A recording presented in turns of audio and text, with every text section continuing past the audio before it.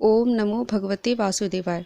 जय श्री कृष्णा, राधे राधे। नमस्कार प्रिय भक्तगणों, आज की इस वीडियो में हम सटतिला एकादशी की कथा का श्रवण करने जा रहे हैं। इस कथा के श्रवण करने से मनुष्य के सभी पाप कष्ट दूर होते हैं और जो भी व्यक्ति इस कथा को प्रेम पूर्वक सुनते हैं उसकी सभी मनोकामनाएं भगवान श्री हरि नारायण की कृपा से पूर्ण होती हैं। भगवान श्री कृष्ण के श्रीमुख से एकादशियों का महत्व सुनकर श्रद्धा पूर्वक उन्हें प्रणाम करते हुए अर्जुन ने कहा, हे केशव, आपके मुख से एकादशियों की कथा सुनकर मुझे असीम आनंद की प्राप्ति हुई है।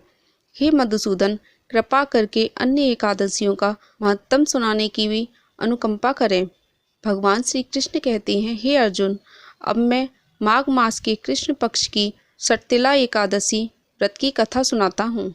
एक बार दालव्य ऋषि ने पुलस्त ऋषि से पूछा, हे ऋषि श्रेष्ठ, मनुष्य मृत्यु लोक में ब्रह्महत्या आदि महापाप करते हैं और दूसरे के धन को चोरी तथा दूसरे की उन्नति देखकर ईर्ष्या करते हैं। ऐसे महान पाप मनुष्य क्रोध, ईर्ष्या, आवेग और मूर्खता पूर्व करते हैं और बाद में शोक करते हैं कि हाय, हमने यह क्या किया।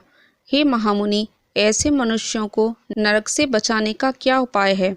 कोई ऐसा उपाय बताने की कृपा करें जिससे ऐसे मनुष्यों को नरक से बचाया जा सके, अर्थात उन्हें नरक की प्राप्ति न हो।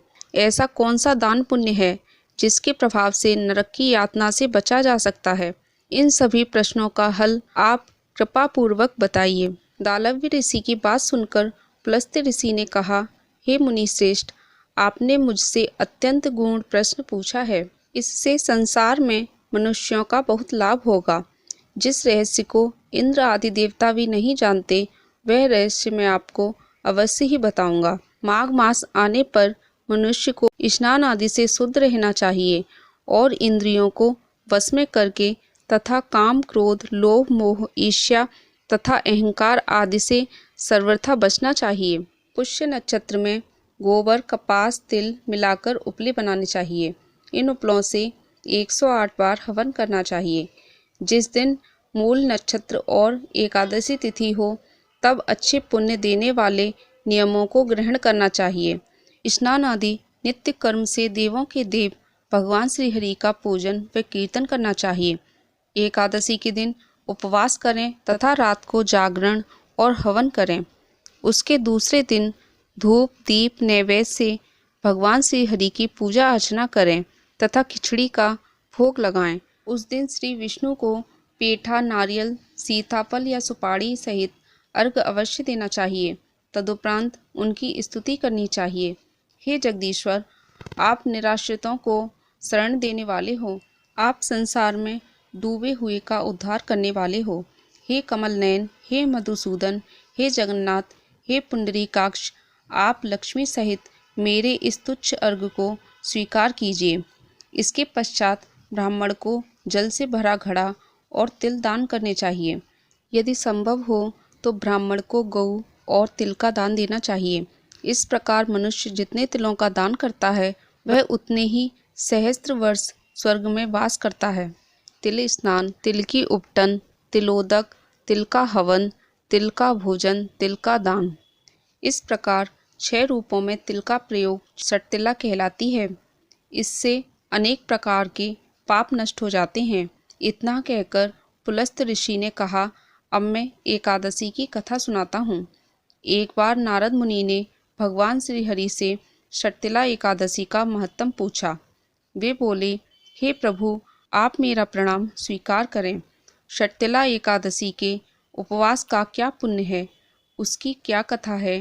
कृपा करके मुझसे कहिए। नारद की प्रार्थना सुनकर श्री हरि ने कहा, हे नारद, मैं तुम्हें प्रत्यक्ष देखा सत्य वृतांत सुनाता हूँ। ध्यान पूर्वक श्रवण करो। बहुत पहले मृत्यु लोक में एक ब्राह्मणी रहती थी। वह सदा व्रत उपवास किया करती थी। एक बार वह 1 मास तक उपवास करती रही। इससे उसका शरीर बहुत कमजोर हो गया। वह अत्यंत बुद्धिमान थी, फिर भी उसने कभी भी देवताओं को तथा ब्राह्मणों के निमित्त अन्नादि का दान नहीं किया। मैंने चिंतन किया कि इस ब्राह्मणी ने उपवास आदि से अपना शरीर तो पवित्र कर लिया है तथा इसको वैकुंठ लोक भी प्राप्त हो जाएगा, कि ने कभी भी अन्न दान नहीं किया। अन्न के बिना जीव की तृप्ति हो पाना कठिन है। ऐसा चिंतन कर मैं मृत्युलोक गया और उस ब्राह्मणी से अन्न की भिक्षा मांगी। इस पर उस ब्राह्मणी ने कहा, हे योगीराज, आप यहाँ किस लिए पधारे हैं? मैंने कहा, मुझे भिक्षा चाहिए। इस पर उसने मुझे एक मिट्टी का पिंड दे दिया। मैं उस पिंड को लेकर स्वर्ग लौट आया। कुछ समय व्यतीत होने पर वह ब्राह्मणी शरीर त्याग कर स्वर्ग आई। मिट्टी के पिंड के प्रभाव से उसे उस जगह एक आम वृक्ष सहित घर मिला, किंतु उसने उस घर को अन्य वस्तुओं से खाली पाया। वह घबराई हुई मेरे पास आई और बोली, हे प्रभु, मैंने अनेक व्रत आदि से आपका पूजन किया है, किंतु फिर भी मेरा घर वस्तुओं से रिक्त है। इसका क्या कारण है? मैंने कहा, तुम अपने घर जाओ और जब देव स्त्रियां तुम्हें देखने आए तब तुम उनसे सटतिला एकादशी का महत्तम और उसका विधान पूछना। जब तक वह ना बताएं तब तक द्वार नहीं खोलना। प्रभु के ऐसे वचन सुनकर वह अपने घर गई और जब देव स्त्रियां आईं और द्वार खोलने के लिए कहने लगीं, तब उस ब्राह्मणी ने कहा, यदि आप मुझे देखने आई हैं तो पहले मुझे सटतिला एकादशी का महत्तम बताइए।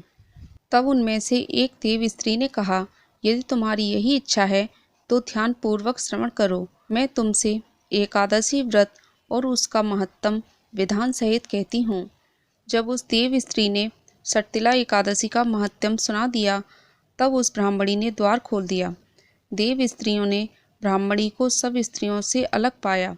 उस ब्राह्मणी ने भी देव स्त्रियों के कहे अनुसार सटतिला एकादशी का उपवास किया और उसके प्रभाव से उसका घर धन धान्य से भर गया। अतः हे पार्थ, मनुष्यों को अज्ञान को त्याग कर सटतिला एकादशी का उपवास करना चाहिए। इस एकादशी व्रत के करने वालों को जन्म जन्म की निरोगता प्राप्त हो जाती है। इस उपवास से मनुष्य के सभी पाप नष्ट हो जाते हैं।